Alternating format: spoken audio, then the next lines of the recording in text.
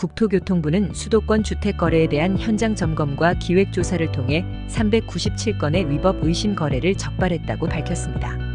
이번 조사는 2024년 8월 13일부터 9월 27일까지 진행되었으며 주택 공급 확대 방안의 후속 조치로 이루어졌습니다. 국토부는 경찰청, 금융위원회, 국세청 등 관계기관과 협력해 불법 행위를 집중 단속했습니다. 조사 결과 편법 증여, 법인 자금 유용, 계약일 거짓 신고, 대출 규정 위반 등 다양한 위법 행위가 적발됐습니다. 적발된 위법 의심 거래는 총 397건으로 편법 증여와 법인 자금 유용 사례가 315건으로 가장 많았고 계약일 거짓 신고 129건, 대출 규정 위반 52건에 포함되었습니다.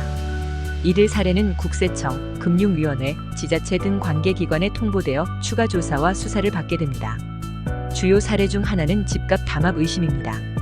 서울의 한 아파트 단지에서 오픈 채팅방을 통해 특정 가격 이하로 중개 의뢰를 하지 않도록 유도한 정황이 발견되어 지자체의 추가 조사가 요청되었습니다. 이는 주택 가격을 인위적으로 유지하려는 시도로 조사 결과에 따라 처벌이 결정될 예정입니다.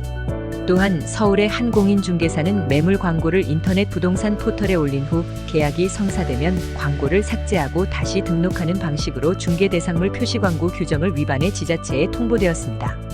대출 규정 위반 사례도 다수 발견됐습니다. 한 매수인은 주택담보대출 한도를 넘기기 위해 임차인을 일시적으로 주소에서 전출시킨 후 대출을 받은 후 다시 전입시키는 방식으로 규제를 회피한 것으로 밝혀졌습니다.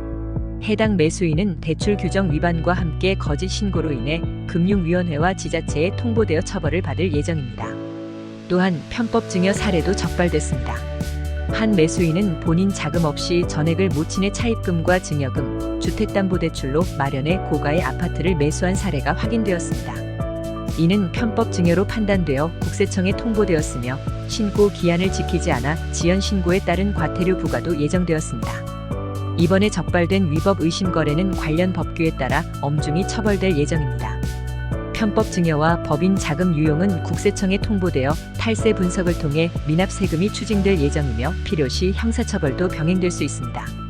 계약일 거짓 신고와 업다운 계약은 거래 금액의 최대 10% 과태료가 부과되며 대출 규정 위반은 대출금 회수와 추가 대출 제한이 있을 수 있고 경우에 따라 형사처벌도 가능합니다. 명의신탁과 불법 전매의 경우 최대 5년 이하 징역 또는 2억 원 이하 벌금이 부과될 수 있으며 명의신탁의 경우 최대 3년 이하 징역 또는 3천만 원 이하 벌금이 부과될 수 있습니다. 국토교통부는 이번에 적발된 사례를 바탕으로 국세청, 금융위원회, 지자체 등의 위반 사항을 통보하고 경찰청에는 수사를 의뢰할 방침입니다.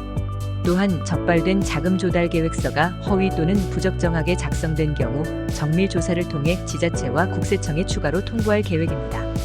국토부는 수도권 전역에서 추가 현장 점검을 연말까지 확대하여 진행할 예정이며 이번에 적발된 미등기 아파트 거래와 직거래에 대한 조사도 지속적으로 강화할 예정입니다.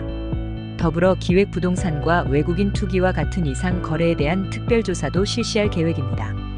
국토부 김규철 주택토지실장은 부동산 시장의 안정과 투명한 거래 질서 확립을 위해 불법 및 불공정 행위를 엄중히 단속할 것이며 수도권 주택 이상 거래에 대한 현장 점검과 기획조사를 계속 확대해 나갈 것이라고 강조했습니다. 지금까지 하우스존 부동산 신문이었습니다. 지속적으로 부동산 뉴스와 매물을 동시에 받아보시려면 구독과 좋아요 부탁드립니다. 감사합니다.